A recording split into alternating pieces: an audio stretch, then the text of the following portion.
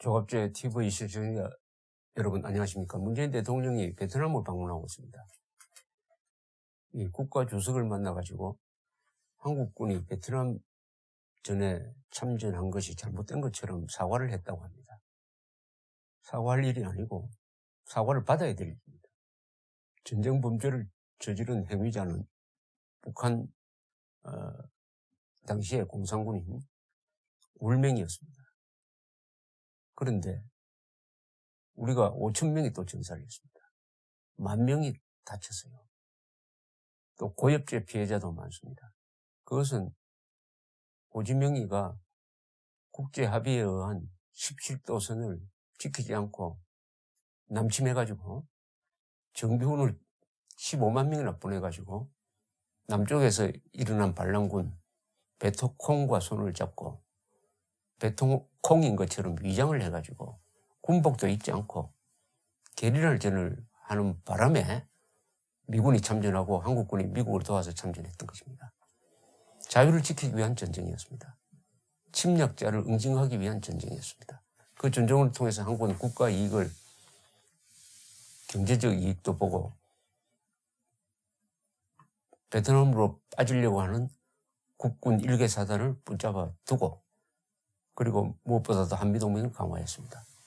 그리고 월남전에서 우리는 큰 공사를 해가지고 그 경험을 살려 70년대 중동으로 진출해가지고 석유 위기를 돌파하는 그런 아주 한국 역사에서 성공적인 해외 파병을 잘못한 것처럼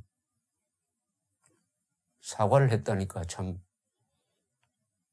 우리 파병되었던 용사들이라든지 국군의 주적관, 역사관이 일대 혼란을 일으키게 생겼는데, 여기에 더해가지고 어제는 또 문재인 대통령이 호지명 월남전 할 때 월명의 지도자였던 호지명이 살았던 집을 방문해가지고 격찬을 했습니다. 격찬을. 베트남을 넘어 전 인류의 위대한 인물이다. 이 세상의 정치인들이 호지명을 본받는다면 부패가 없어진다. 애민 사상을 가졌던 사람이다. 뭐 이런 식으로 이야기를 했습니다. 이거는 월남 파병을 사과한 것과 호지명을 존경한다고 한 게 이게 맞물려 버리면은 국군 통수권자인 문재인 대통령의 일거수 일투족을 주시하면서 정훈교육을 해야 하는 우리 국군으로서는 참 난감합니다. 우리의 적은 공산주의자입니다. 그 공산주의자의 우두머리를 존경한다고 했어요. 또 5,000명을 희생시킨 공격 전쟁 범죄자의 우두머리를 또 존경한다고 했습니다. 적을 존경하고 악을 존경한다 하니까 이렇게 되면은 우리 국군 장병들한테 공산주의는 악이다, 북한 노동당 정권은 적이라고 제대로 가르치기가 어렵게 되죠. 무엇보다도 호지명을 과연 존경한다고 할 수 있느냐, 호지명이 그런 인물이라는 걸 따져봐야 됩니다. 호지명 노선과 이승만 노선의 대결에서 이승만 노선이 승리하고 성공해가지고 오늘날 이런 나라를 만들었고, 호지명 노선은 실패해가지고 지금 베트남처럼 후진된 나라가 되었다 하는 것을 누구도 알 수가 있습니다. 1945년 현재로는 아마 월남이 한국보다 더 좋은 위치에 있었을 것인데, 호지명이가 공산주의 노선으로 가고 이승만은 자유민주 노선으로 감으로써 두 나라의 운명이 바뀌어버린 겁니다. 그렇다면 문재인 대통령은 이승만, 박정희를 존경하는 법을 배워야 합니다. 이승만 노선과 호지명 노선의 차이는 오늘날 두 나라의 차이입니다. 두 나라는 어떤 차이냐? 베트남은 큰 나라입니다. 인구가 9,200만 명, 우리나라의 2배나 됩니다. 국토 면적도 32만 평방킬로미터로서 남한의 3배나 됩니다. 쌀 생산량이 많습니다. 석유도 나옵니다. 그런데 어떻게 살고 있느냐? 1인당 국민소득이 구매력 기준으로 약 6,800달러입니다. 우리는 1인당 국민소득이 구매력 기준으로 약 4만 달러입니다. 우리나라의 6분의 1입니다. 6분의 1입니다. 6분의 1.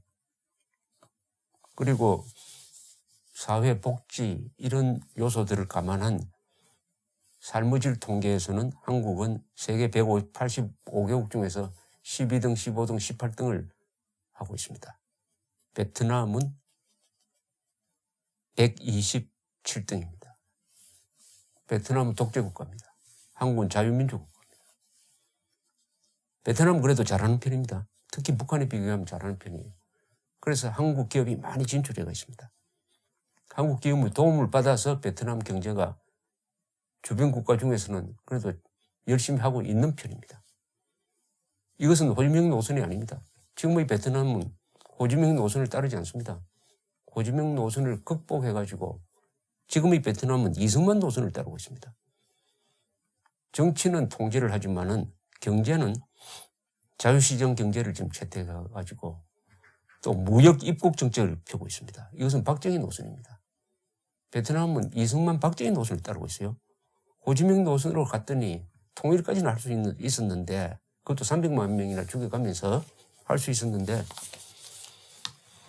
경제 발전이 안 되고 국민을 행복하게 만들 수가 없다. 그래서 90년대부터 베트남의 지도자들이 박정희 연구를 제대로 했습니다. 박정희 대통령의 책을 번역을 해가지고 그 사람들은 박정희 노선으로 갔어요. 그런데 문재인 대통령이 와가지고 호지민을 존경한다고 하니까 참 난감했을 것이라고 저는 생각을 합니다. 두 사람 다 호지민, 이승만 비교하면 흥미로운 점이 있습니다. 두 사람 다 혁명가였어요. 그러나 호지민은 혁명가에 그쳤지만은 이승만은 혁명가이면서도 건설자였습니다. 그 점이 큰 차이가 있죠. 두 사람 또 공통적인 게 이 언론인 출신입니다. 글을 많이 쓴 사람이에요. 동양적인 특히 유교적인 이 교양이 있는 사람입니다. 또 세 번째 공통점이 있습니다. 두 사람 다 젊은 시절에 외국 경험을 했습니다. 이승만은 미국, 그리고 호지민은 미국, 프랑스, 영국에서 살았습니다. 외국 문물을 안 사람이에요. 두 사람의 공통점 또 하나 있습니다. 청렴한 사람이었어요. 청렴한 지도자였습니다. 그런데 차이는 뭐냐? 이승만은 자유민주 노선이 한민족의 살 길이다. 호지민은 공산주의 노선이, 공산 독재 노선이 월남민족의 살 길이다. 선택을 하는 데서 차이가 났고, 호지민의 선택은 전쟁을 불러서 300만 명 이상이 죽었습니다. 이승만 대통령은 김일성의 남침으로 300만 명이 죽은 그 잿더미 속에서 나라를 재건하고 같은 노선을 걷는 박정희에 의해서 오늘의 대한민국이 만들어졌습니다. 그렇다면 문재인 대통령은 호지민을 전 인류의 위대한 인물이라고 이야기하면 안 됩니다. 이승만, 박정희가 전 인류의 위대한 인물입니다. 이 세상의 정치인들이 호지민을 본받는다면 부패가 없어질 것이다. 베트남에 부패가 없습니까? 베트남의 부패는 한국의 부패와 비교가 되지 않죠. 독재 국가는 반드시 부패합니다. 독재 국가의 가장 큰 부패는 권력의 독점이 있습니다. 권력 독점이 돈을 독점하는 것보다 더 큰 부패를 낳습니다. 권력 독재는 필연적으로 돈의 독재를 낳습니다. 호지민이 개인적으로는 깨끗했지만은 호지민이 추구한 노선은 부패한 노선입니다. 그런데 어떻게 호지민을 따라가면 부패가 없어진다고 할 수가 있습니까? 깨끗한 공산주의 국가가 이 지구상에 어디에 있습니까? 깨끗한 공산주의는 부패인데, 이러니까 자연히 제가 이승만 대통령 이야기를 안 할 수가 없습니다. 이승만 대통령은 어떤 사람이었느냐? 그것은 제가 이야기하는 것보다 이분의 홍보 자문 역할을 했던 로버트 올리버가 이승만이라는 책 속에서 남긴 몇 개의 명언들이 있습니다. 우리 시대의 가장 걸출하였던 위대한 인물이다. 위대한 정치가가 반드시 강대국에서만 배출되는 것은 아니라는 것을 보여준 사람이다. 그는 조직력과 지도력 그리고 예언자의 비전을 두루 갖춘 인물이었다.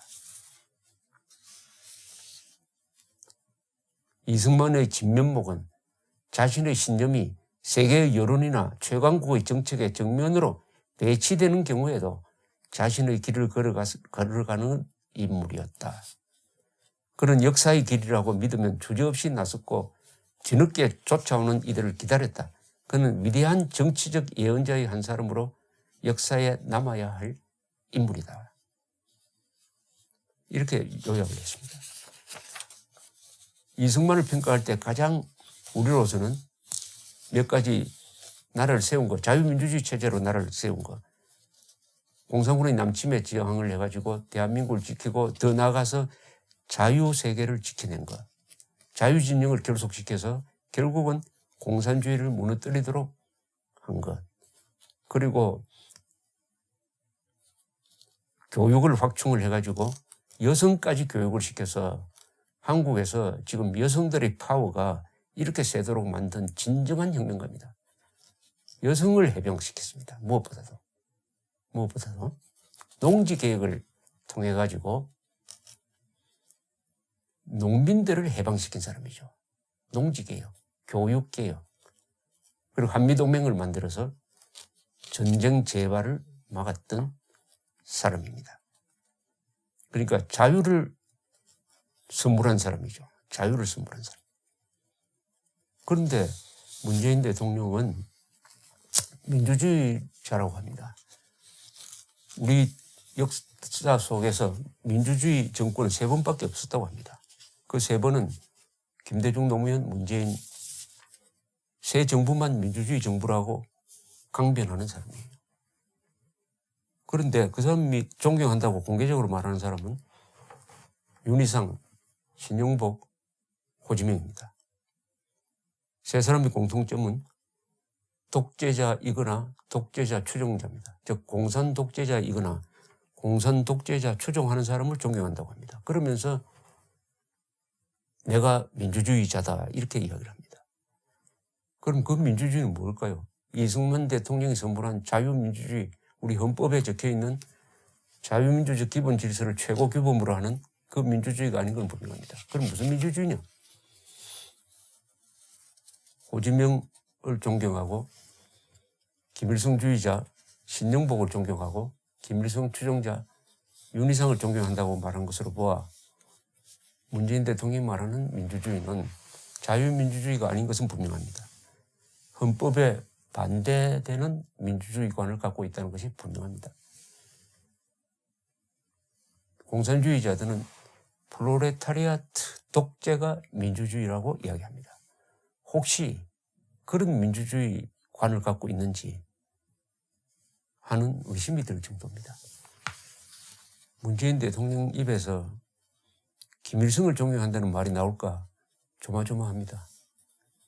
국민들이 지켜보면서 좀 충고도 하시고 청와대 게시판에 글을 좀 많이 남기셔야 될 겁니다. 이승만, 박정희는 호지명보다 훨씬 더 위대한 전 세계적 인물이었습니다. 어느 정도 위대하냐? 수치로 말하면 한 10배 정도 위대합니다. 감사합니다.